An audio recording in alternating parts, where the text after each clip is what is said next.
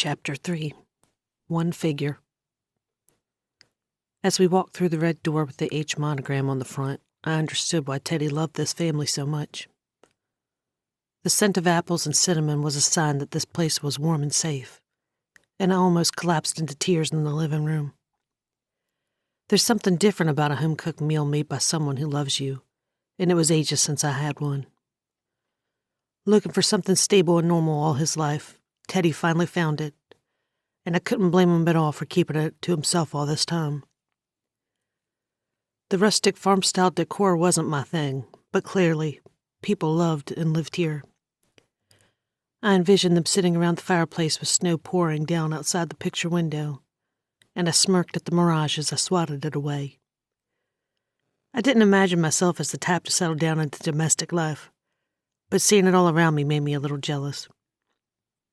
The bright yellow kitchen Teddy led me to was dripping with apples and rooster tchotchkes. Still, it fit in with the copper pans dangling from the ceiling and the hand-drawn pictures on the refrigerator. Squealing and clapping her hands, a woman in a pink t-shirt barreled toward me. Built for fighting, the model-perfect blonde nearly took me out when Stella threw her arms around me. "I'm so happy to meet you finally."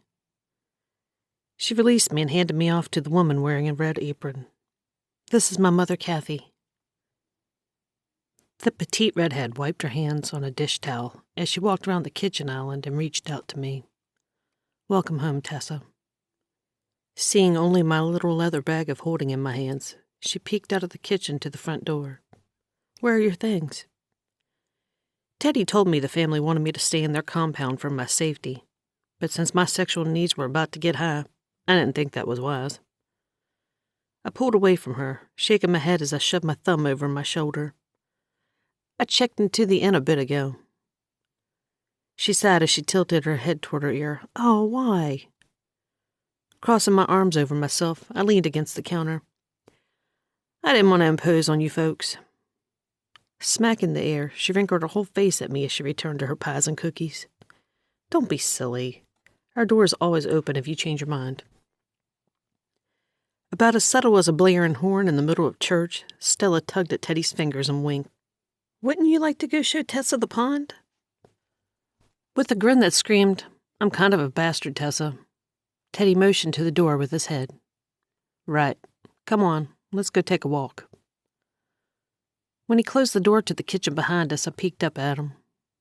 "What the hell are you two trying to trick me into, Teddy?" Leading me through the crowded backyard, he tugged me closer to him. "Just wanted to introduce you to the boys."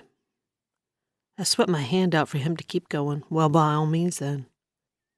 All the whispers that followed us set my nerves on edge, making my palms wet with an uneasiness I never knew before. I wiped them on my behind and leaned into him. "What the hell are they all looking at?" I don't mind the attention on an average day, but they parted down the middle like we were celebrities. How he wouldn't look me in the eye let me know whatever was about to come from his mouth was a filthy lie. "Nothing. Stop being paranoid." Every step closer I got to the gathering by the pond brought a flip-flop to my chest. Flashes of light took my vision and illuminated one figure. The bodies surrounding the campfire were a blur, except for the man who rose to his feet and stood there bathed in the firelight. He was beautiful. His blonde hair lifted in the breeze, and his tattooed hand pushed it back off his face to lock eyes with me. It didn't matter that I was in the middle of an open field in the cleanest air that ever existed.